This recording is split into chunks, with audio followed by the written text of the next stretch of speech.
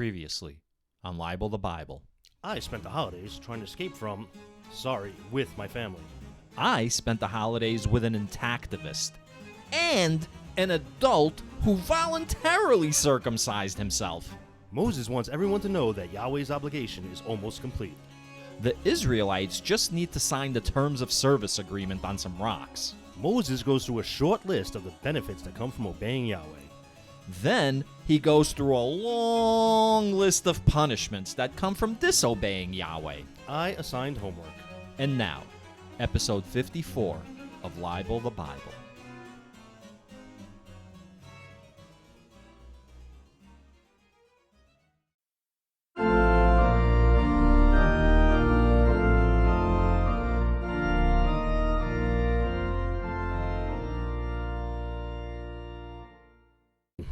I'm doing what I got to do, and I hit record. All right. I am Scott. And I am Rusty. I am always uptown and never uptight. And I'm always downtown and totally uptight constantly. Some might say beyond uptight. No, you seem pretty pretty mellow considering what you fucking did, man. Yeah. So why don't you tell everybody what's No, going man. on, I want to Scott? see if you tell the story when you fuck up as passionately as you tell the story when I fuck up. Oh, well, the reason I was giving you a chance to tell the story is because I did fuck up and I want you to, lay into me. I was giving you an opportunity. You're above that. I am so... You're that's not above me. that. That's what you do, man. You're such a lying piece of shit. That's what you do. You are such a lying piece of shit. You're going to turn this into me, too. Like, you're laughing. Listen, I'm calling you a lying piece of shit, and you're laughing about it because you know that. So this is our second recording of this episode. We recorded a full episode. It was like about an hour and 15 minutes, and apparently I did not save it. And so we have to re-record Deuteronomy 29 through 31. So we've already done it. We've recorded it. However, I'm sorry. I'm sorry to Scott that we have to go through this again, but I'm not sorry in that I wasn't happy with the original episode. I hadn't really done the reading. Nor was I. You were really you didn't come prepared, man. And I'm looking at it from a different lens now. So I hadn't done the reading because I'm exhausted from Deuteronomy. You know what I mean? It's a lot because it's the same kinds of things over and over. Like, basically, they've been in the desert for 40 years, and the only interesting things that have happened are the 10 Commandments. They received the 10 Commandments. They invaded some, towns here and there. There was, the whole manna thing. There was the whole water thing. Yeah, I don't think it's fair to say not too much interesting There were stuff certain happened. things that occurred, but mostly it's just been Moses, giving them instructions on, what to do, and God giving them instructions. No. So, Numbers, Leviticus, Deuteronomy, it's all basically rehashing the moral code. So I started getting a little worn out, by the end of Deuteronomy and slacking on the readings. But I think that's appropriate because I kind of feel now I'm immersed in the Pentateuch, in the Torah, because if you think about it, at this stage in the story, I bet you the Israelites are a little tired of the situation as well. You know what I'm saying? As tired as I am, and I'm can we move on from this? You gotta feel for the actual participants. Yeah, If they're not tired of the last 40 years, they're certainly tired of Moses and his speeches and all that shit. So I think you pointed out to me probably in the lost episode that I thought Genesis was just the creation, but then you reminded me that the whole Abraham, Abel and Cain, there was a lot in Exodus. Yeah. I'm sorry, Genesis. Yes, I'm sorry, Genesis. Has there been anything good since Exodus? Could you get rid of Leviticus, Since Numbers? Exodus or Genesis? Since Exodus. Since Exodus, because Exodus told the story. Numbers, Leviticus, and Deuteronomy so far. Can we get rid of them completely? Well, the problem Pare it is down. with Numbers, Leviticus, and Deuteronomy, a large portion of Hebrew law and Jewish law is there. Oh, okay. You know what? I'm not a law guy, so law's boring. So I guess this was boring. Well, no, because I'm surprised to hear you say that because you've you dived into the minutia of the law. Like, As a you matter were of fact- examining that law, like, really carefully. My memory really is for shit lately. Yeah. And you're right. I like to dive into the laws, and I like to point out, like, wait till one more Bible-thumping motherfucker gets in my face and talk some shit about it. I'm going to throw the verse right in their face. And like, blah, blah, blah, blah, blah, blah, blah, blah, blah, blah. And then I'm here saying that there was nothing good. So I'm full of shit. So I actually read an interesting article. We had read where Yahweh commanded the Israelites that every 7th year their fields should lie fallow. Like, they can't, like, sow their fields, on the 7th year. So I just came across an article from 2014 that 2014 was the 7th year in Israel. And, like, there's a huge debate now. Is Israel a secular nation or is Israel a religious nation? Right. Because if it's a religious nation, they have to follow the law of, like, the 7th year where they're not, like, planting crops. And so some, like, rabbinical thinker came up with, like, some kind of legal, like, shenanigans, you know? He found, like, a backdoor where Israeli Jews were allowed to sell plots of land to, like, non-Jews, but, like, sell it only for a period of time, so i.e. that 1 year. And then the non-Jews would be able to, like, plant, like, crops, you know? But then a whole other sect of people was like, well, that's skirting the actual spirit of the law. And then in my head, I was like, that's skirting the spirit of the law. What about, like, those elevators that, you know what I mean? Yeah. Without buttons on the Sabbath? Come on. So wait a minute. So I assume Israel has not been doing this for the last 6,000 years. So I read the article just before I came over, so I didn't really have time to, like, do more research and see, like, what is the situation in Israel? Because it is an interesting question. What does Israel do? What I think they should do, does everybody have to follow the same 7th year? Like, what if I plant my field this year, you plant it next year, and you stagger it? Because what, the entire country's going to stop farming for a year? All right, so That's look, not Scott, realistic, man. So look, I think we have to begin to separate people of a religion, and we have to begin to separate them from, like, the theism of the religion and the identity of the religion. So in other words, Explain. Israel is, quote unquote, a Jewish state, right? Does that mean it's a Jewish state in terms of it's a state of the Torah? Or does it mean the people in Israel are Jewish people? So in other words, I'm a Jewish person. I am a citizen of Israel. Like, officially, like, I think Jews are citizens of Israel or something like that. Like, I have a birthright to Israel. Nice. But I am completely secular, right? I am only Jewish by, like, identity, by birth. Like, there's nothing about me per se that is Jewish. I don't believe in Yahweh. I don't believe in God. I don't follow the scriptures. You know what I'm saying? But I'm Jewish. Like, if Hitler was around, if the Klan caught me, like, I could say all of this shit to them, but they wouldn't care. Essentially, I am Jewish. Right. So my identity is Jewish. So when we talk about the state of Israel and how they should conduct themselves, right? Like, should they allow fallow fields every 7th year or follow that? What does it mean to be Jewish? Like, in that case, is it theism or is it identity? I got you. All right. That's an interesting question. But I'll say this. If you're going to push the whole issue about letting the fields lay fallow every 7 years, are you going to follow all these other crazy laws? Like, well, you're gonna pick and choose which laws you follow. So that's the thing too. I mean, right. So which laws are they obeying or disobeying? Are there going to people that, what do you call that when you're projecting your pretending when you're like social justicing, like what the hell is the term, man? You know what I'm saying? You're virtue signaling. Virtue signaling. Like, are you going to the people going to let the fields lie fallow and just to virtue signal, like, look how pious I am, look how, like, Jewish I am? Yeah. But then not do the other laws. So, like, stop it. I mean, well, first of all, Scott, that's quite a cynical take on things, that people are doing it only to virtue signal. Well, I'm going to tell you this. If you follow that one law but then ignore the other 99... what are you doing? Right. That's got to be virtue signaling. Right. Look like, what I'm doing. Right. Like, if you're coveting your neighbor's ass, then, you know. Yeah, moving his fucking property boundary, like all the other shit. Right. Not stoning your drunkard son that won't behave. Right. Like, come on. Oh, no. Not drunkard, son. No, if your kids don't obey you, then you bring them to the gate, remember? And then you tell the town these are drunkards. Gluttonous drunkards. Right. Yeah. And walk away. Let nature take let its them get course. stoned. Right. So, yeah.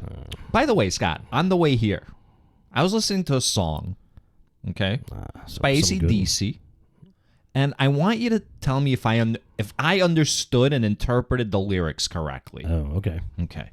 Okay.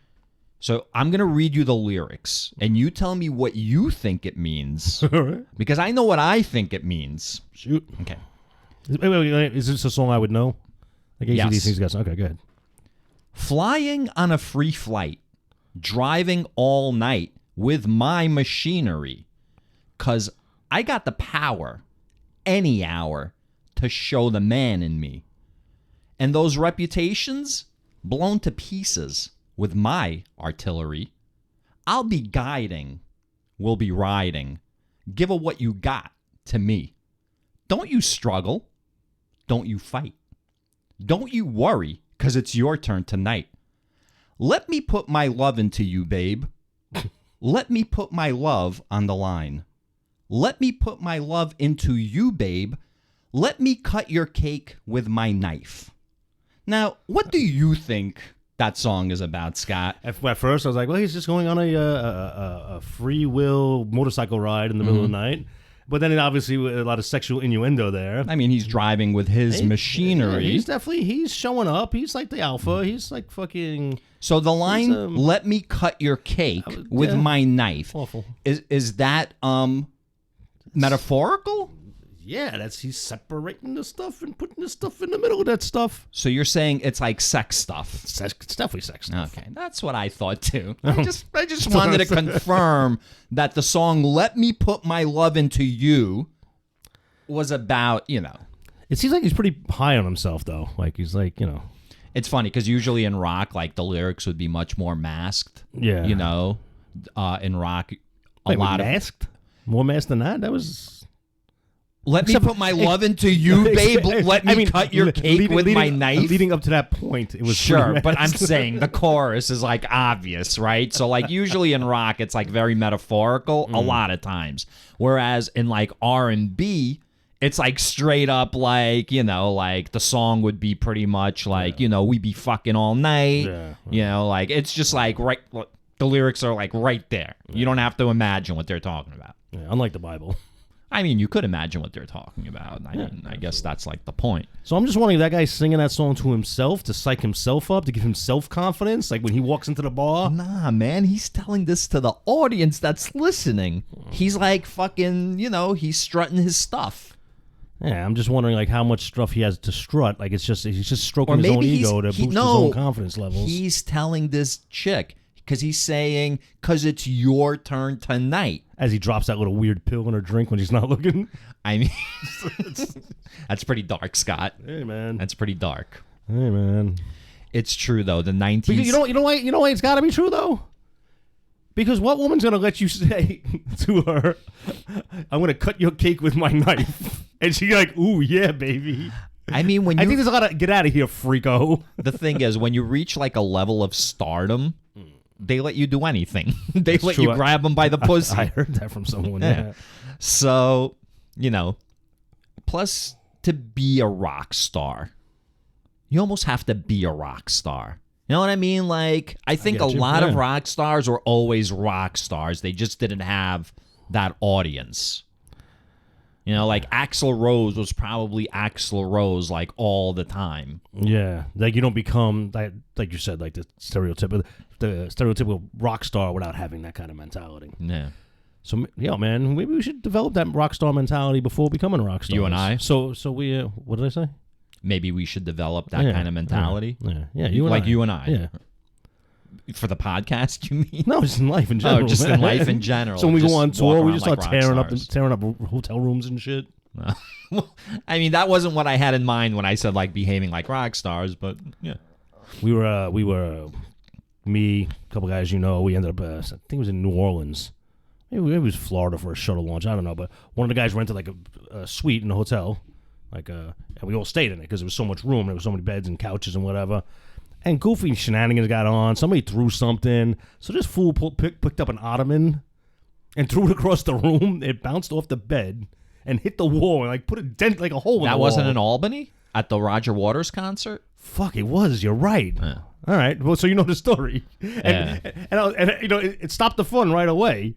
And he like deadpan was like, "Yo, what can I say, man? I party like a rock star." In New Orleans, you were involved like in a shooting. Yeah, it was fun too.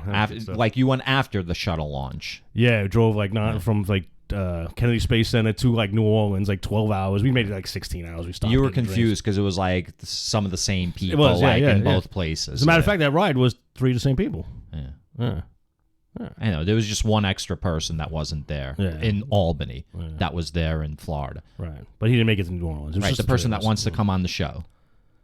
Right. Oh, I was thinking about the guy who lived in the hole down in by Pink Houses. That one. Yeah. Okay. Yeah. Well, whatever. Just getting back. He was like, "Yeah, sorry, man. Either way, I party like a rock star." Because he wrecked the hotel room. I mean, we did party like rock stars that night. Yeah, you guys did. By the way, so that reminds me.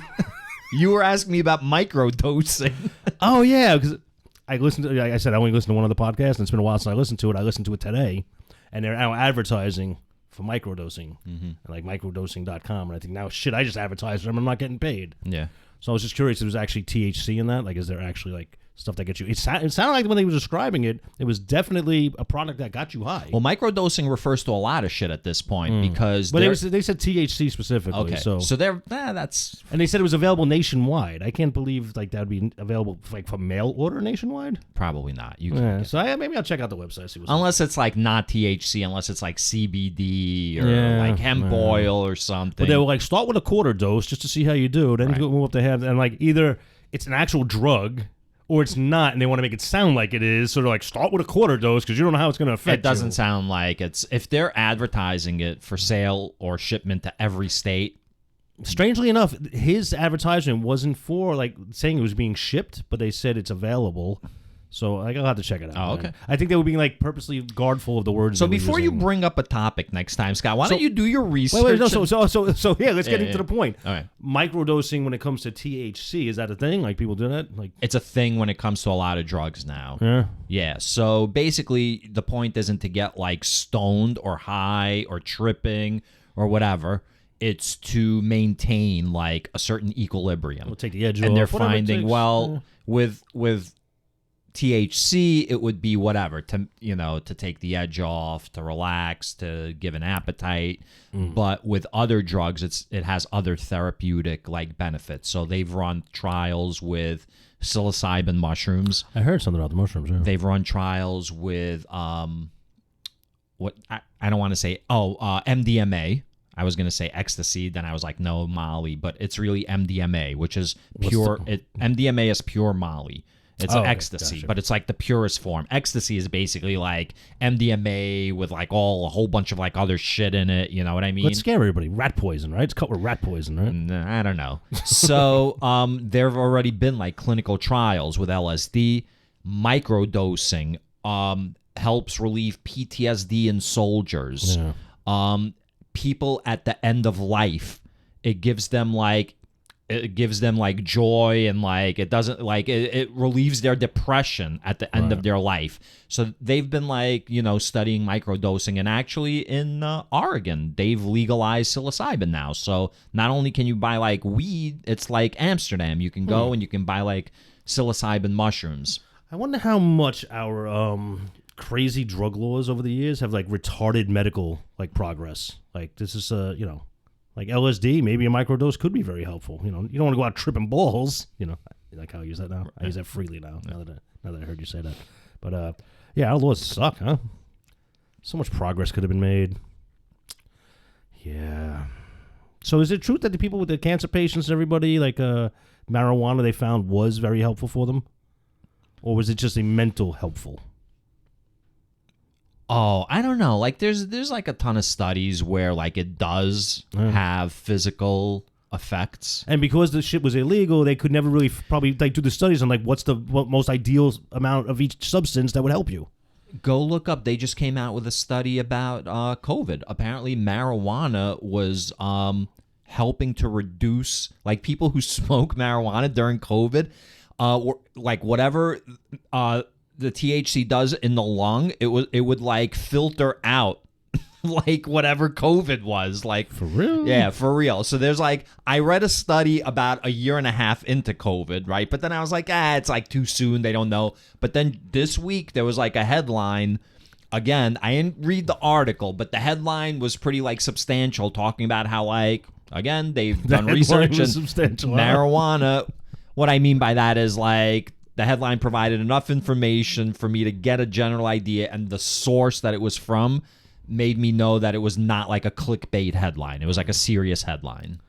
So it gave you enough information to realize it fits the confirmation bias you needed, and you went out and got some more THC products. Well, I mean, if I wanted it to fit my confirmation bias, I would have even brought that up. I would have pretended like I actually did read the article. Is it actually possible that people that smoked a lot of weed during COVID didn't get COVID because they got too stoned to go outside? They forgot to go like interact with people, so they didn't really get exposed to it? I mean, yeah, I'd like to see some more studies on this study. Yeah. Yeah. This is what's called dead air, Scott. Well, speaking of studies, I did read an interesting study about COVID deaths between Democrats and Republicans. And there is, again, it was one study. It's not an end-all, be-all. But there is significant evidence, according to this study, that, they talked about, like, irregular deaths before COVID. Irregular? Not outside of normal, like, deaths from, like, sickness, like car accidents or whatever. Gotcha. So Democrats and Republicans... Self-asphyxiation, whatever like masturbation. Apparently, non-normal deaths were pretty much even between Democrats and Republicans, as they were throughout the entire pandemic until vaccines became available. And then they found Republicans kept climbing with the deaths, where Democrats' deaths started dropping off, to the fact that at the time of the study, there was a 153% difference between, like, red populations and blue populations. Wow. And again, they said there's a lot of different things that could be involved with that. But the point they were trying to make was, did Republicans sabotage their own midterm elections because half their people died because they didn't get vaccinated? So all their voters, like, died off? Yeah, like, if those people didn't die off, maybe they win these are razor-thin elections, right? Yeah. There's a lot of very thin margins. So. I mean, it doesn't help that, like, their fucking commander-in-chief, the orange man, says elections are rigged, so they're like, why bother voting? So they don't show up to vote. Wait, why bother voting? Certainly don't fucking mail in your voting, because that's stupid. Don't do any absentee voting or anything, early voting or any of that stuff, and go get COVID and die. And you could have won all those elections if these people voted in whatever form they could and didn't die. Well, there was just an article this week that came out where Kellyanne Conway, she's like Trump's former advisor, she said that she's shocked that they lost the election because they had like a $1.8 billion war chest, but he fucking basically like spent it all like on himself and like enriching like his businesses. Like he didn't use it for the campaign. Oh, it's shocking. Yeah. He seems like he'd be really on the up and up with donated money. Oh my God, that man. Again, if you're someone who agrees with his policies, look, that's a debate we can have. But the second you start defending that man, you lose all your credibility in my eyes. You can argue his policies because they're not even his policies, because he doesn't have any policies, because he's an immoral, fucking amoral, nothing of a human. He's an empty, ugly shell of a fucking human whose dad fucked him up so bad, and he will never get daddy's fucking love. Aww. And he won the presidency, and that's still not good enough because his dad is dead, and he'll never see his son as president. And if you can't admit that this is a fucking shell of a fucking ghoul, then you're not a serious person.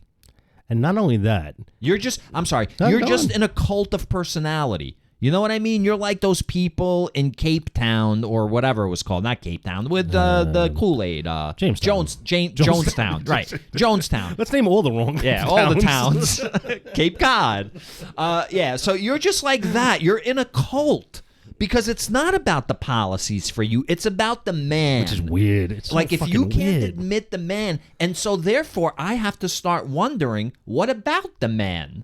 Like what is the man doing or saying that you admire so much? And it's the crassness. You like that this person is crass. He makes it okay for you to express the same shitty thoughts you have. Yeah. We'll show the woke people. So it's like, so if you defend the policies, that's one thing. If you defend the man, you're not a serious individual. And I'm going to tell you this. As a relatively white person myself, yeah, I mean, you're as white as it gets. Exactly. Bro. I'm a fucking sheet of paper. Yeah, I'm like Casper the Friendly Ghost. You're a cloud. Yeah. All right. We get the point. Yeah. I'm a white guy. Yeah. He's insulting to me as a white guy because he likes to be like a white supremacist, all that shit. And the man lies about his own skin color. Don't come off like you want to run the new Nazi party. And you fucking spray paint your own fucking skin. And if anybody doesn't believe for a second that man does this, nah. How fucking crazy are you? Who would deny that? People deny that? Like people that you've known would deny that he spray tans? No, I can't imagine they would, right? It's like overwhelming. It's like in their face, right? It's gross. But yeah, anybody who like doesn't admit their own skin color can go fuck themselves. Yeah. Let's you want to move on to another gross being? Yahweh? Oh, I thought you were gonna say Moses, but no, that's fine. Nah, I know you hate Moses. I fucking hate him. Yeah. And you know what? Part of me is really upset. You know why I'm really upset that you? But by the way, I'm not really upset about that you lost that episode. By the way, but I'm gonna pretend I am right now. It's because now I gotta sit for three more chapters. I thought Deuteronomy would be ending with this conversation, but no, we gotta do it one more fucking. That's true. So this is the penultimate episode of Deuteronomy. We're doing 29 through 31, and the next time it's 32 through 35, and we will have read the Torah, the Pentateuch, the first 5 books. I think I said this on the last recording. I was like, you know what? Before I judge the Torah as a whole, I'm going to leave these last 6 chapters. Well, you know what? The last 3, because I already know these 3 suck. Yeah. Like, you base the religion on these 5 chapters? That's funny. So let's dive into Deuteronomy 29. So it starts off with, of course, Moses speaking to the Israelites. And it brings up, it says, in addition to the covenant that he had made with them at Horeb, right? So this is like everything he's telling them now goes with the covenant at Horeb, which is, I looked up, the 10 Commandments one. So that's like when they did like the whole 10 Commandments thing. Can I do a little Bible housekeeping here? Oh, absolutely. We spoke about it, but it was lost. This is one of those chapters that starts with a weird paragraph that should have been in the previous chapter. Yes. And then the footnote actually says in Hebrew that's the way it was. And did you explain to me why this could have happened in this translation? Basically, this paragraph belongs to the previous chapter, but in this translation, it's part of 29 when it should have been part of 28. It's probably in every translation then. Right, and they found out So later what I'm saying on, is, So in the original texts that were written thousands of years ago, it was part of one chapter. But then when they sat down to do the Bible, that's probably like when they split it off, and then like all future Bibles, whatever version, probably, so all future versions of the Bible pretty much follow the King James version. They just use like different language, I guess, so right? They fucked up the King James version, and it's been fucked since. I guess. Gotcha. I mean, I don't know. Then only I made guessing. a joke that this is 29:1 when actually it should have been 28:69, and they couldn't use that because it's 69 seems like a sexual thing. We could have done it naked. All right. So the covenant renewed in Moab, and this is where Moses is gonna fucking remind them, lay the guilt trip on them. Summons all Israel again. So he says to all of Israel, "You have seen all that the Lord did before your eyes in the land of Egypt, to Pharaoh and to all his servants and to all his land, the great trials that your eyes saw, the signs, and those great wonders. But to this day, the Lord has not given you a mind to understand, or eyes to see, or ears to hear." So here's my question to you, Scott. Can you really blame the Israelites for disobeying Yahweh if his feats are so great that he hasn't given them the capacity to understand the miracles that he performs. So how can they then be expected to obey him when it is professed here they can't comprehend the awesomeness of Yahweh? Okay, but is it also maybe the things he professed to have done that were so great really weren't that great? So it's not that they couldn't understand it. They're like, yeah, okay, it rained. That kind of happens. Oh, shit, the water turned red. Like, we've got, like, dye, bro. Like, look at our fancy robes. Yeah. Oh, an algae bloom. Ooh, really nice. Yeah, so. Oh, look, that, like, long thing turned into a snake. I wonder what it was before it was a snake. A sleeping snake. Yeah. Oh shit. Maybe that's what he did. Maybe it was a sleeping snake, and he took his staff and like he tapped it so the snake woke up, and he dropped the staff and picked up the snake quick. And he's like, "Oh, look, it turned into a snake." Yeah, it was like a non-venomous snake, like up his sleeve, and he had a staff, and then he was like, whoop, dropped the snake, hit the staff. Yeah. Come on. Yeah. Fucking parlor tricks. Yeah. Fucking. I have led you 40 years in the wilderness. That guy in the back. Yeah, that's some good leadership, Moses. Yeah, really. Like I'd be like, if I was Moses' like handler, I'd be like, no, cut that. Chicken wing. No, you don't want to talk about that, bro. Sore subject.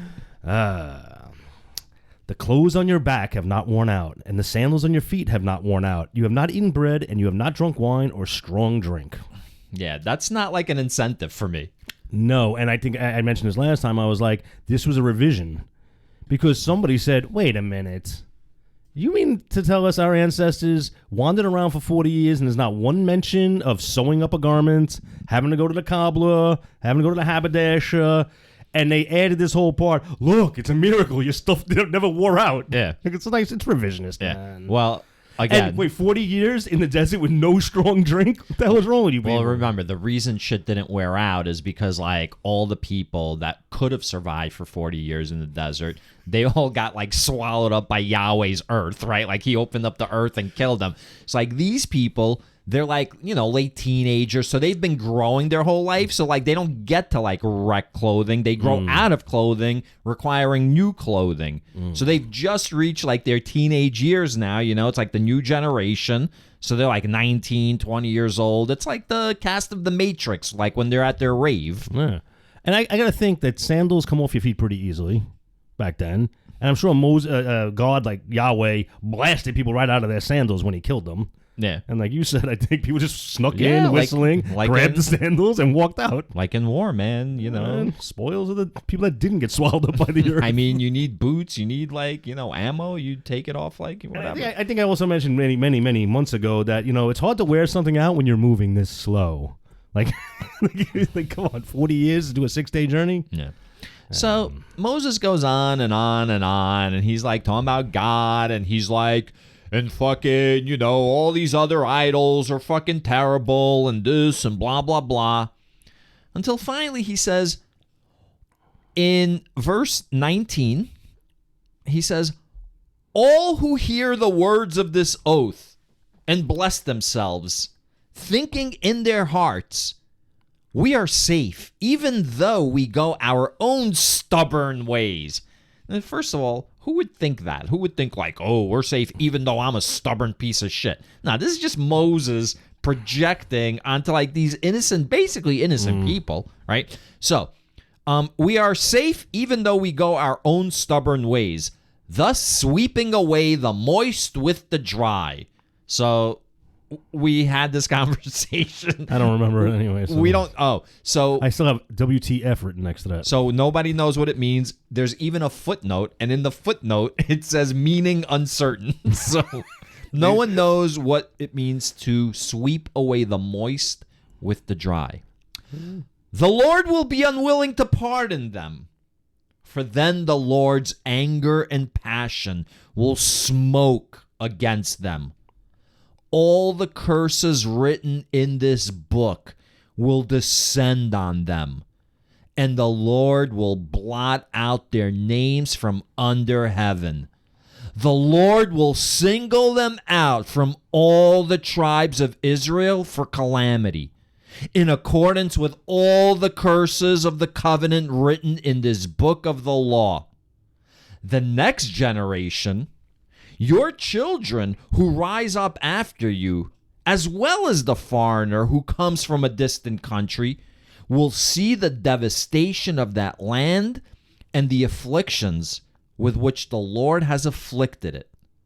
All its soil burned out by sulfur and salt, nothing planted, nothing sprouting, unable to support any vegetation, like the destruction of Sodom and Gomorrah, Admah and Zeboim, which the Lord destroyed in his fierce anger.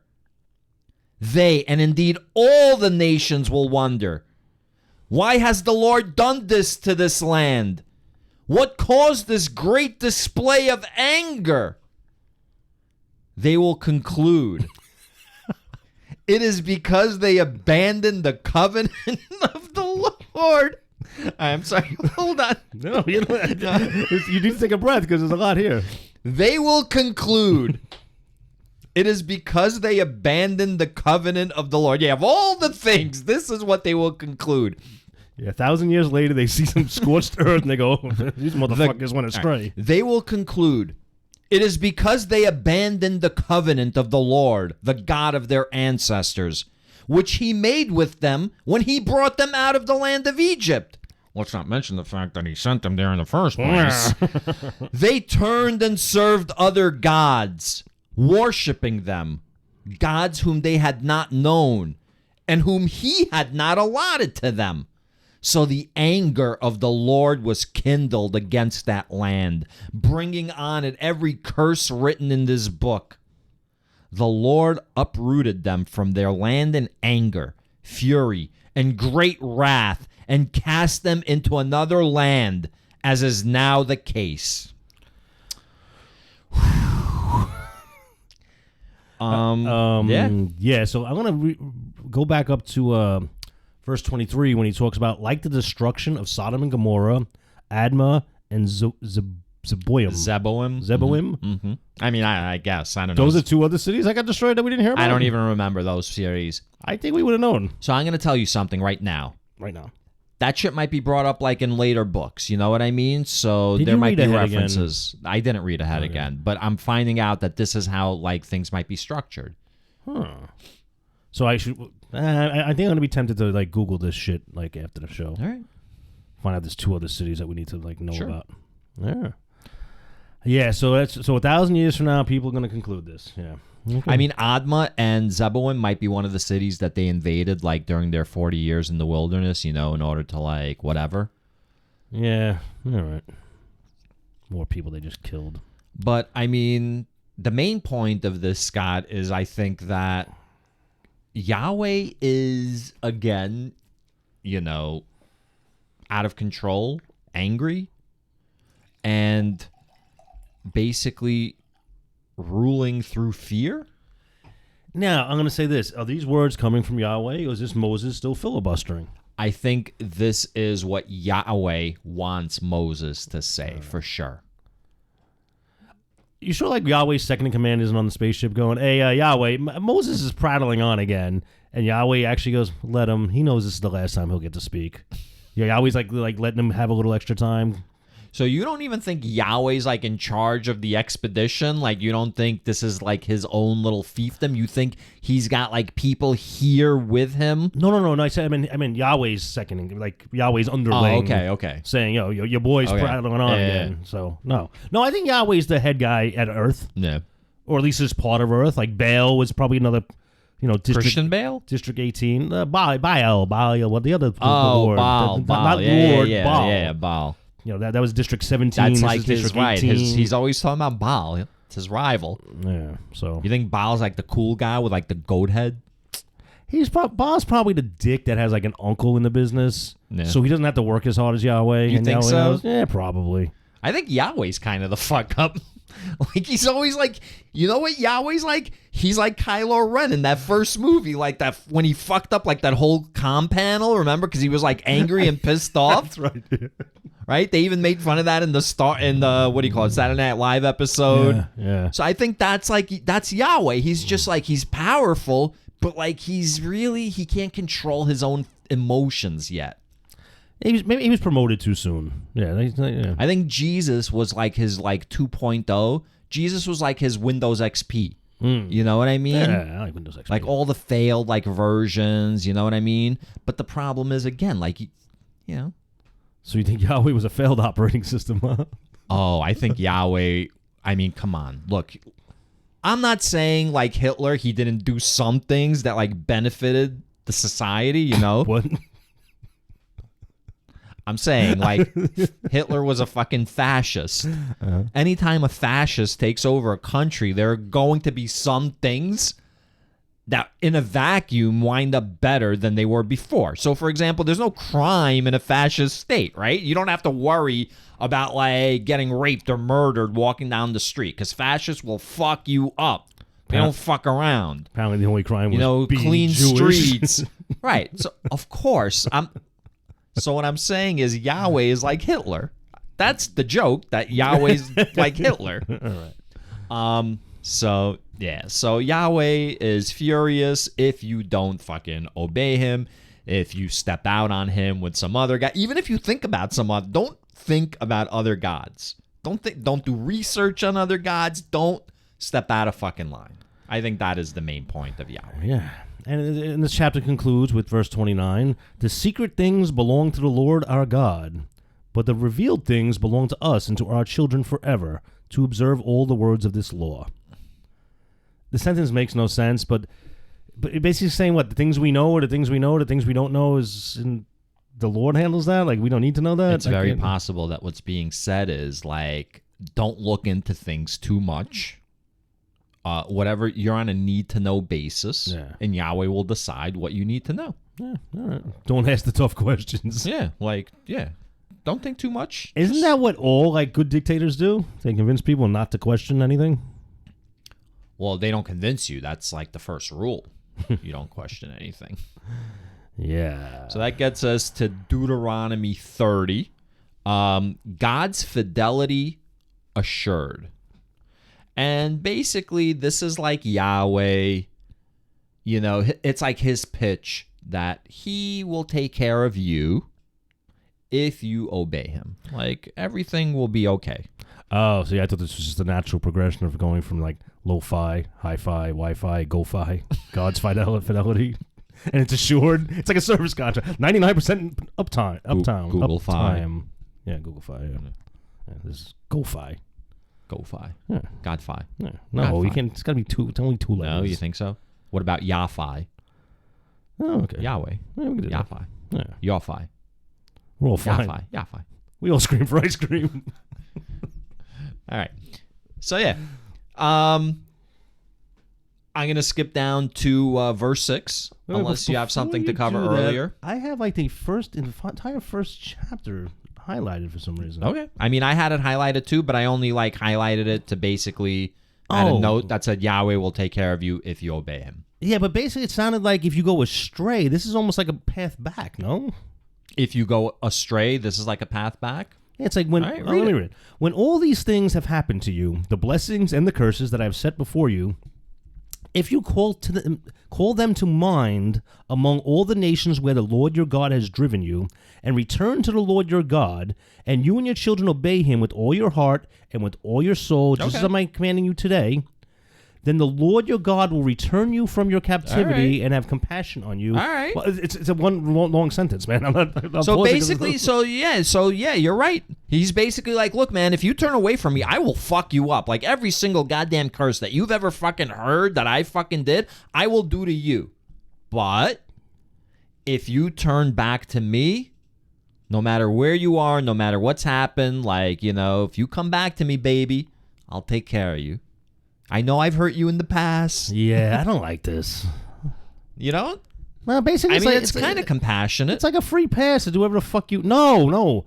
It sounds like, on one hand, you're fucking all about death and destruction, fucking up anybody who goes astray, but then you realize you can't stop them from going astray. This is weakness, I think, on Yahweh's part. If you decide to come back to me, I'll let you come back. It's almost like he wants his workforce to always want to come back, or be able to come back. Scott, haven't you learned anything? No. Here's what Yahweh's doing. He's like, nah, baby, come back. Baby, come back. And they're like, okay. And they go back. But Yahweh knows that they're stiff-necked. Yahweh knows they're going to fucking stray again. That opens up yet another opportunity for Yahweh to fucking fuck with them. And have compassion on you, gathering you again from all the peoples among whom the Lord your God has scattered you. He's almost saying, yeah, I scattered you and I drove you to this, and now I'll bring you back. Even if you were exiled to the ends of the world, from there the Lord your God will gather you, and from there he will take you back. I don't know. This is like a loophole to anybody who breaks God's rules. It's just like, oh, I can just pray to God at the end, and I'll be welcome back. Well, first of all, in fairness, that's what confession is in Catholicism. Yeah. And also in Protestantism, that's what being like accepting Jesus Christ as your Lord and Savior. As soon as you do that, all your sins are forgiven. So you can lead like a whole fucking fucked up shit life. And then, like, at the very end, if you know, like, in that second that, like, you're about to die, you could say, oh, Jesus Christ is my Lord and Savior, blah, blah, blah. You're going to go to heaven. Well, they say there's no... So everyone has a loophole. No atheists in the foxhole. But the loophole, it's not really a loophole because you got to continue to live piously, right? Okay, so now, how many chances do you get? So now, I go out, go... As many as you need. Just kidding, restart, I believe in Yahweh. And then you act like a dick again for 5 more years, and now you're on the verge of whatever, and I'm down with Yahweh again. Like, can you just keep doing this? Yeah. Because Yahweh says, man, I think he's going to say in this chapter or another one something about, like, I know you guys are you're going to fuck up because you're shit. He realized that, like, after Noah's Ark, after he fucking flooded the whole planet. And then he regretted it. He was like, fuck, Like, people are just fucking shit anyway, you know what I mean? Like, I can never fucking really... Like, he realized it then. And I like how he phrases it in such a way that, like, if you've gone astray, he almost makes it sound like he led you astray. He forced you to go astray. Almost like on purpose. Because you wouldn't dare, like, fucking disrespect him and go astray on your own. So, I led you astray just to gather you back. That's kind of like... Because he kind of says, I sent you out there. Mm-hmm. So, I don't know. I think he's covering all his bases here, man. I mean, he's bullshit. He's giving people a way back. But I kind of think that's like to set them up to fucking fall again so he can like fucking burn them and torture them because he's a fucking psychopath. So in verse 6, Deuteronomy 30, verse 6, moreover, the Lord your God will circumcise your heart and the heart of your descendants, so that you will love the Lord your God with all your heart and with all your soul in order that you may live. That's a very interesting term, Scott. Have you ever used the term to circumcise your heart? No, and I was going to say, why don't you, for those on our listening audience that have short memories, like me, what is the circumcision of the heart? It's like to open your heart to God, like to let him in. Oh, it's not to like cut off some extraneous piece of it and throw it away? No, I think in this case. Or slap somebody on the foot with it? Yeah. Tag, you're circumcised. I don't know. I think circumcision is like a very, very... It should mean one thing. It shouldn't be one of those like peruse words. Like circumcision should mean one fucking thing. Right. Well, I mean circumcise... Circ. That's like circular, right? Of course, yeah. Circumference. And size is like an incision, right? Like a cut? Yeah. All right. So like you do a circumcision of your heart where you cut like a circle in your heart, and that's like the doorway for Yahweh to enter. Oh, it's not like the Temple of Doom where the guy goes around the heart and pulls it No, right I out? don't think... No. Oh, yeah. dude, speaking of that, I was listening to one of the episodes a couple episodes ago, and we mentioned the Indiana Jones nonsense. That racist episode. and you call the kid short stack, and I was like, no, it's short round. Yeah. I was just watching before you came over, like highlights of the Golden Globes. Yeah. So I was like, look who it is. And there's a guy on stage like, I want to thank you all for not letting anybody ever forget my name, blah, blah, blah, blah, blah. And it was short round. Oh, cool. Apparently. Well, he was in Goonies, too. That's right. He always played a very stereotypical racist version of an Asian kid. Okay. Right? And apparently those roles dried up for him, so he quit acting for a long time. Mm-hmm. And then apparently when he saw Crazy Rich Asians and he saw like an explosion of Asian roles, he decided to take a shot at acting again, and he's winning awards. Oh, cool. And it was funny, once I was told who it was, I remember his voice. His voice still kind of sounds short stackish. Nice. Roundish. Nice. Yeah. So if I was non-penis circumcised. And some girl was like, well, are you circumcised? I only get with circumcised guys. And If you were non-penis circumcised? like, let's say I didn't have circumcision on my penis. Yeah. And I said, oh, I'm circumcised. And when it comes down to the act, she finds out I'm not circumcised. Can I say, no, my heart was circumcised? See what I mean? Like, no one's going to think you're talking anything other than the penis. No, I understand. I understand. It's a phrase that didn't live on. It didn't live on. Yeah. Do you think the intactivists have any idea that you can circumcise someone's heart? I think intactivists do not want it. I think they're triggered as soon as the word circumcision is said. I think that triggers. You think it's like a mass therapy group? intactivists. It's like a mass therapy group. Do I think it's No. a mass therapy group? No, that's stupid because our buddy wasn't circumcised, right? Oh, So- you mean like the gatherings, like they're all in therapy for circumcision? No, I think No, that's right. But no. I think it's a. I'll tell you what I think it is. I'm retracting because I understand our buddy's not circumcised, so that would not be the case. I think it's a collection of men that are in it for different reasons. Some of them are like upset that they got circumcised, obviously. Yeah.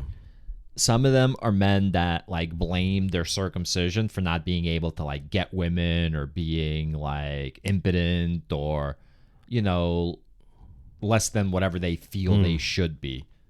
Some men are misogynists and, some it's like a whole It's a spectrum. There's It's a agendas. spectrum. Yes, there's agendas. Speaking of that man baby you were talking about who got circumcised, do you think like they can maybe somehow, like if you're an adult and you get circumcised, maybe you can like donate the foreskin and maybe like if I want to get uncircumcised, like maybe I can graft That's you. gross, can man. I graft you a Donate foreskin? the foreskin. What the fuck? So can I graft a foreskin? Everyone onto my knows you penis? keep your own foreskin. but it's too late.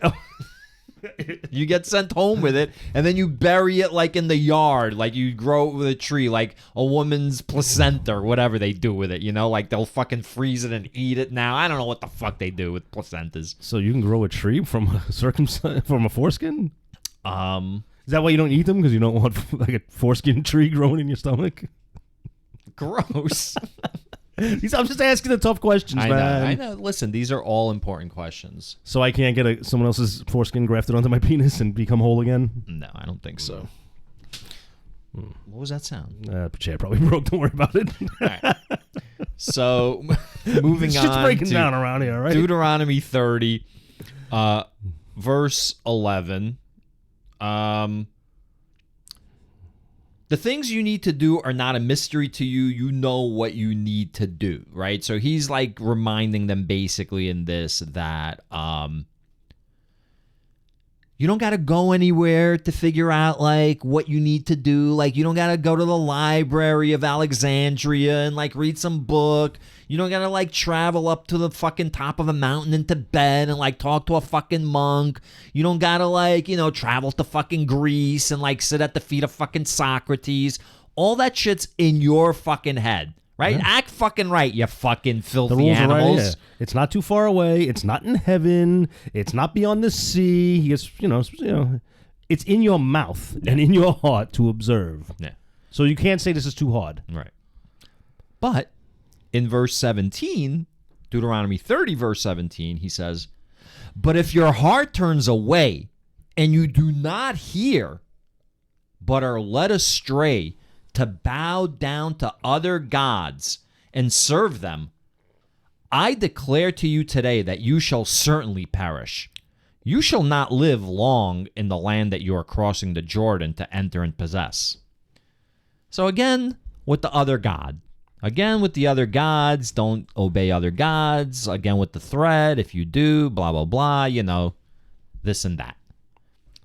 And unless you have anything to add, that gets us to Deuteronomy 31. Just real quick, Yeah, sure. in 30 verse 15, he says, "See, I have set before you today life and prosperity over here, death and adversity over here." He's basically saying it's a simple fucking choice. Like, who would choose otherwise? Yeah. Well, it was the best of times. It was the worst of times. Yeah. It was the times that try men's souls, man. Mm-hmm. And Deuteronomy 31. Joshua becomes Moses' successor. So, Yeah. When we recorded this episode the first time around, we had no idea who the fuck is Joshua, blah, blah, blah. So I did a little research. Nice. Okay. So Joshua was mentioned in Numbers, specifically Numbers 27, verse 18. So the Lord said to Moses, "Take Joshua, son of Nun, a man in whom is the Spirit, and lay your hand upon him. Have him stand before Eleazar the priest and all the congregation, and commission him in their sight. You shall give him some of your authority." This is to Moses. "You shall give him some of your authority so that all the congregation of the Israelites may obey." So he's already been introduced, and the Israelites know what's what. They know that, like, this guy's been anointed, touched, decontaminated, whatever, like, the process that Yahweh requires for, like, Yeah, he's one of us. Yeah. But now I distinctly remember that one guy went up the mountain, never came down. Wasn't that guy Joshua? No, I guess that was another kid.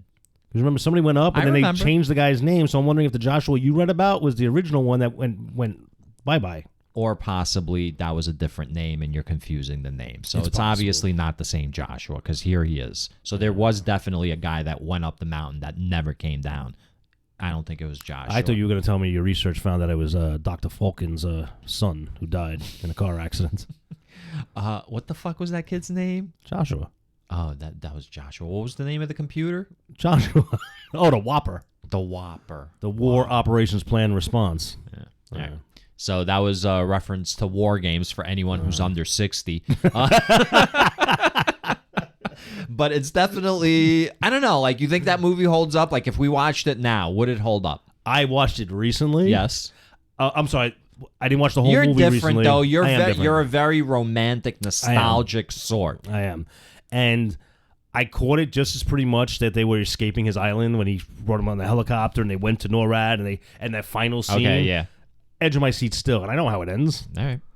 I even know the launch code. Like, Right. I've So, seen that movie so many times. if you're under 60 and you haven't heard of or seen War Games, is it a classic recommendation? I recommend it. I think All it's right, pretty we good. could do a segment on that, like classic recommendations from old guys. Do. All right. I recommend more games. Moses, by the way, speaking of old fucks, is 120 years old at this point, as he states. Yeah. Yeah. I'm no longer able to get about, and the Lord told me, "You shall not cross over this Jordan." So I had mentioned this before, but I want to say, is it possible that Yahweh did not sentence him to death?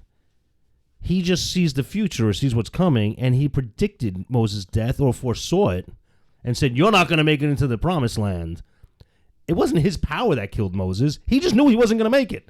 But he was using that knowledge of the future to tell Moses he wouldn't make it. Like, he was, you know what I'm saying? Like, No, Yahweh didn't no, kill him. he He was- was just predicting No, it. Yahweh was absolutely, stated, "I will make you motherfuckers, like, wander the desert until you fucking die before I let, like, the people cross over." No, Maybe that was taken out of context. such a fucking Yahweh apologist. I Continue to know. be a Yahweh apologist. Deuteronomy 31, verse 7, then Moses summoned Joshua. So this is the moment, man. Like, remember, we're getting to the end of the fucking Torah, right? This is it. Like, we're about to cross over the Jordan. The Israelites are about to be given their promised land. Moses is about to croak. Joshua's going to be the guy. The next book is called the Book of Joshua. Shut up, is it? Yes. Sweet. All right, so here we are, Joshua. Deuteronomy 31, verse 7. Then Moses summoned Joshua and said to him, in the sight of all Israel, Another meeting. be strong and bold, for you are the one who will go with this people into the land that the Lord has sworn to their ancestors to give them, and you will put them in possession of it. It is the Lord who goes before you. He will be with you. He will not fail you or forsake you. Do not fear or be dismayed. There's a lot of contradictory shit being said here, all right? So let's start with he will be with you, right? Because as we recall, he told Joseph, summon your father Israel here to Egypt with you. And then Joseph did. And everything was pretty good. But then Pharaoh died and a new Pharaoh took over and shit was bad for like 400 years. And Yahweh wasn't around for that. So I don't know if he will be with you. Yeah, and I still think he's going to pull a disappearing act, man. Then it says, he will not fail you or forsake you. Yeah, unless you have a different thought from him. Like, then he will forsake you. Then who really did the failing of who? Oh, I see. Right. Right. So You're such a gaslight. Do not fear or be dismayed. I would argue that fear and the installation of fear has been a healthy theme throughout the past, 3 books. And when I read that line, I was like, Joshua looked at him like side-eye and goes, dude, I ain't the one that needs to be scared. I'm just starting my role. You're about to get dead. Bro, I completely disagree. I feel like Moses is the one who's got to be relieved. He's 120. He's probably ready for death. Joshua's the one with the fucking sword of Pericles dangling above his fucking head, not knowing when it's going to come down upon it. I mean, it's probably the same as the sword of Damocles, right? Is that what it is? Damocles? Nice. There you go, Scott. You knew something. Oh, damn it. All right. Cut that out, in the post-edit. Why? I don't want people thinking I knew that. Nah, man, that's I play that's a role. great. I play What a did role I say? here. Pericles. Damocles. Damocles! You, why you not again? All right. The law to be read every 7th year. I bet the audience was like, nice. 7 years we can go without hearing this shit. Yeah. So, again, the law, you know how dense the law is? I looked up what the law is. More dense than the people. Do you know what the law is? It's the Torah. It's the whole thing? The Torah is the law. Oh. It's called Mosaic law. Really? Yep. The word Mosaic? I guess comes from Moses, I guess. So how can we, when we think of a mosaic, I think of a collection of different little tiles that make up a picture. The Israelites. Little tiles, hundreds of thousands of Israelites. I'm just wondering how the word mosaic up came from Moses to how we know mosaic now. The scattered tribes of Israel. Brought together in a... The scattered tribes of Israel brought together in Exodus and then eventually led into the Promised Land. It's a revelation, man. All right. That's cool. A mosaic. We worked through that. Moses. We weren't even microdosing. No. Well, you know how cool it's going to be if I'm on the subway and somebody's looking at one of them tiled mosaics on the subway wall? And you're like, go, you know what, man? Hey, you know where the word mosaic comes from? Yeah. Moses, from the Bible. And they'll be like, what? I'm like, What? this is more transit news coming your way. I thought it came from the sword of Pericles. All right. That gets us to Moses and Joshua receive God's charge in Deuteronomy 31, verse 14. The Lord said to Moses, "Your time to die is near. What a dick. Call Joshua and present yourselves in the tent of meeting, so that I may commission him." So Moses and Joshua went and presented themselves in the tent of meeting. And the Lord appeared at the tent in a pillar of cloud. The pillar of cloud stood at the entrance to the tent. This is pretty important. One, could Yahweh please stop telling me I'm going to die? Like, I know. Like, do you have to keep saying it? And the Lord has not really made an appearance in a while, right? It's just been people prattling on about the Lord. It's but been Moses, it's been Yahweh speaking through Moses, I guess. It's nice that the boss shows up to like pass the crown over to Joshua or whatever it is that you know. So can't be a crown. Or maybe it's like he can't trust Moses to do it right. He's like, I gotta make sure like all the T's are crossed, the I's are dotted, like all that kind of shit. Yeah, he's fucking the paperwork up for sure. So the Lord says to Moses, "Soon You will lie down with your ancestors. Again, I know. Again with like the you're going to die. Then this people will begin to prostitute themselves. All right, think about this. No, really, I want you to think about this. Nah, my brain is going to hurt. Okay. Give me a minute to like get into character. Go through go through the thread because I'm gonna start way back. Okay, because I want to take you on Moses' journey. I know you don't like Moses, but he's still a human being, and even if you don't like him, I'm gonna make a case that he has been sufficiently punished for his crimes. He flees Egypt. He starts a whole fucking life. Everything's okay. And then he fucking gets like high on some burning bush shit and like has a vision of God who's like, yo, you're going to fucking go back to fucking Egypt and free like the Israelites. Okay. So he does that. I'm not even going to go through the whole like plagues and the meetings with Pharaoh and his brother Aaron and like that whole situation because that had to be awkward. Okay, because remember, he was brought up like in the palace. So like he knows Pharaoh and like it's a whole complicated scenario, right? He leads the Israelites out of Egypt. They're wandering in the fucking desert. He has the audacity to like paraphrase some shit that God says, right? After doing everything. The commandments, his son being circumcised while he was like, God, I forgot about God deciding out of nowhere, I'm going to kill him. Yeah.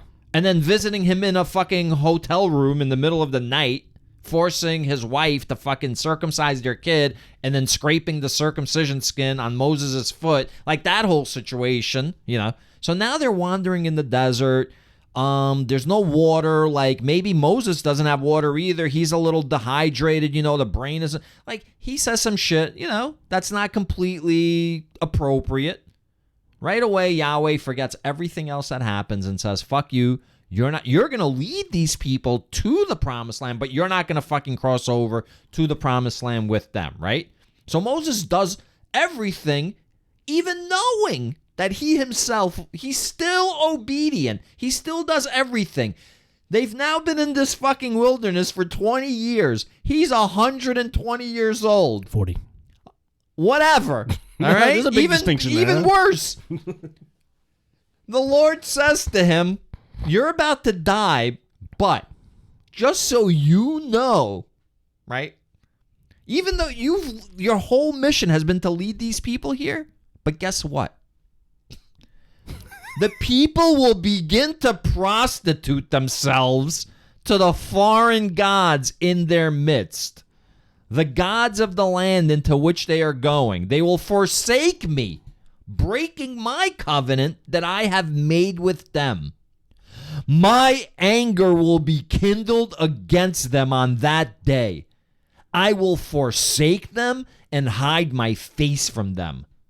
They will become easy prey, and many terrible troubles will come upon them.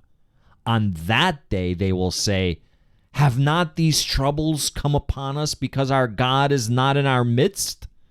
On that day I will surely hide my face on account of all the evil they have done by turning to other gods.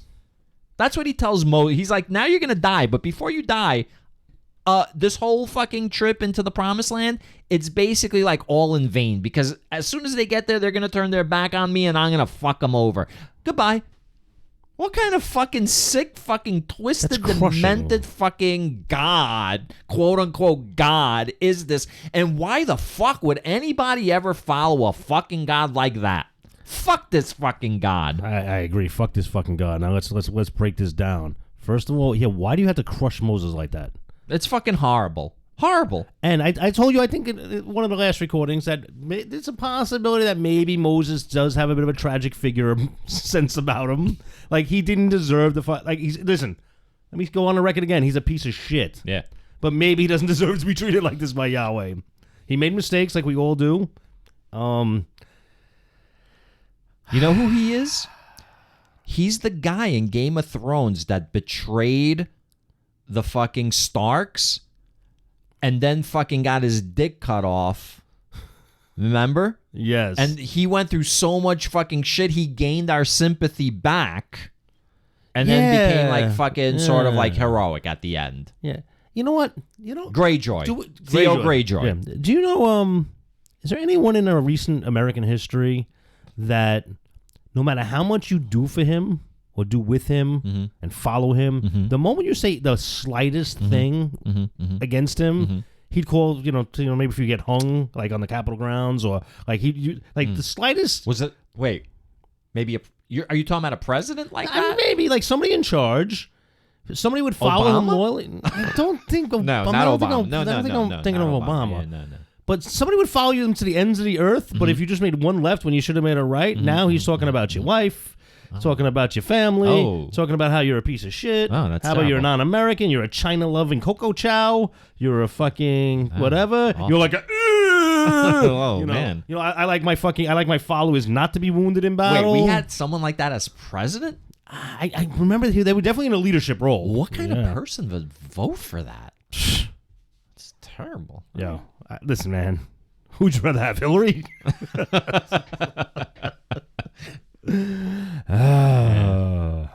So, Deuteronomy 31 gets us to verse 21. And when many terrible troubles come upon them, this is still Yahweh talking to Moses. And when many... I'm sorry, let me get my Yahweh voice. Wait, you getting that together? Oh, Can I sure, say real go. quick? Yeah, go. He talks about... Talks. What is he talking He says, I'm going to turn my back on them and hide my face because of the... Yo, he's making an excuse why he's never going to be seen again. Oh, yes, he's right. He's setting them up for, like, his departure. Yeah. He's gotten all the fuel he needs. Yeah. Like, everything's done. Yeah, I'm turning They've wandered around the wilderness for 40 years collecting God knows what for him. Yeah, Yahweh knows what. Yeah. And you know what? They're going to turn to other gods because maybe other gods are just fucking cooler. You know, I told you where Yahweh has been. Like, all those times that he disappears and he's like, oh, shit, I forgot about, like, the Israelites. You know where he's been all that time? Stuck on the tarmac on a Spirit Airlines flight? No, man. He's, like, in fucking cryostasis. Oh, right. Yes. Like, he can't, like, be awake the entire time. Like, he's got to preserve himself. All right, man. Get your Yahweh voice on, man. Let's go. All right. So, Deuteronomy 31, verse 21, Yahweh continues to Moses. And when many terrible troubles come upon them, this song will confront them as a witness, because it will not be lost from the mouths of their descendants. For I know what they are inclined to do even now, before I have brought them into the land that I promised them on oath. So this, by the way, is the first allusion to God's omnipotence. So he says, for I know what they are inclined to do even now, before I have brought them into the land. I have to disagree with you, man. I'm going to use you as an example. Yep. You used to be like a really intense driver, man. Like you used to pride yourself in like being able to do your weaves and your fucking moves. And you used to say, I know what that asshole in front of me is going to do even before he knows what he's going to do. Because you see patterns. I still do. You see patterns and you understand how people are. I think that's all he's saying. He's just saying, for I know they are inclined to do what they're inclined to do even now. He's not really predicting events. He's predicting what they're inclined to do. So I don't think this is omnipotence yet, man. All right. That's fair. I mean, that's fair. Because then you're God. You're God of the roads, man. So unless you have something to say, I'm going to skip down to 25. Joshua, son of a nun. No, that's all I got. No, son of Nun. Oh, right. Not a nun. The man's name was Nun. Yeah, son of a nun. And Nun, apparently, whatever genetically had it, that thing in him that Yahweh fucking needed. Well, guys are talking, like, drinking their mead and stuff, going, hey, you know that Joshua? He's a real son of a nun, huh? Son of a nun. Yeah. I mean, guys, And not a nun. And guys, like I wouldn't hang out with are making that joke. But yeah, sure, I'm sure. I'm sure. I'm sure there are guys making that joke. And I'm not talking about those weird people that wear like habits, black and white outfits. I'm not talking about them nuns either. Not those nuns. Not those nuns. Deuteronomy 31, verse 25. Moses commanded the Levites who carried the ark of the covenant of the Lord, saying, "Take this book of the law and put it beside the ark of the covenant of the Lord your God. Let it remain there as a witness against you." So this is the book he's talking about. He's talking about the Torah, right? He's talking about the first 5 books. Okay, I mean, it's a little meta at this point because who wrote this book? Right, and he can't put the book down yet because there's three and a half chapters left. All right, but all right. For this Scott, for this one thing, let's suspend disbelief. Okay. For this one thing. All right? All right. Take this book of the law and put it beside the ark of the covenant of the Lord your God.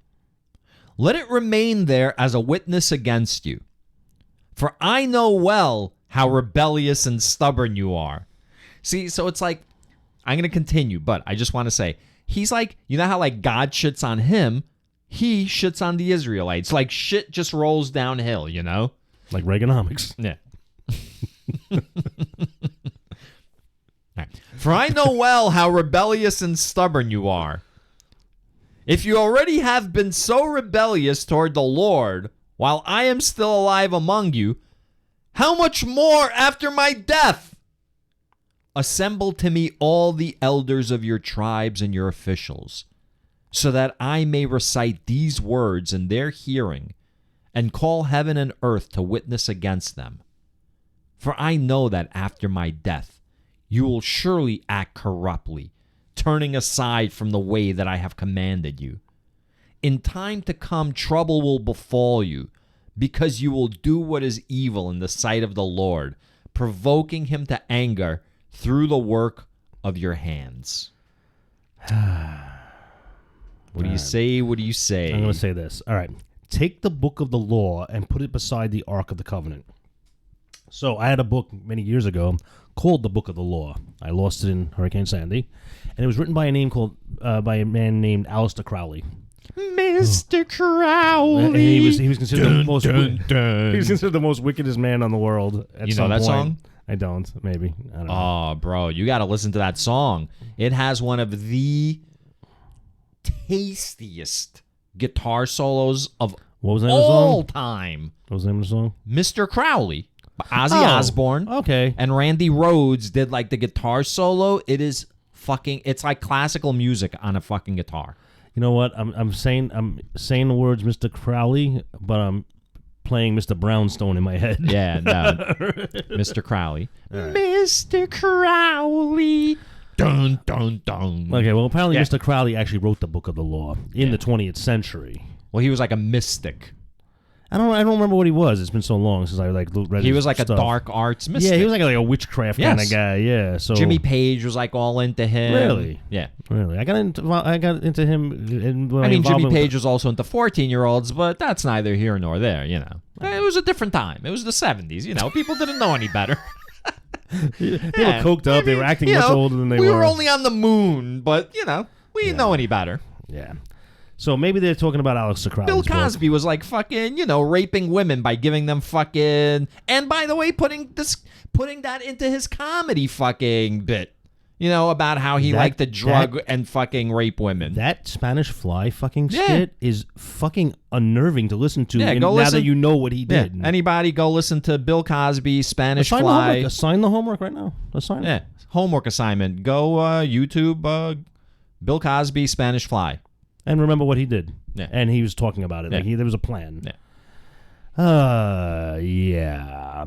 So, for I know how rebellious and stubborn you are. If you have already been so rebellious toward the Lord while I am still alive among you, how much more after my death?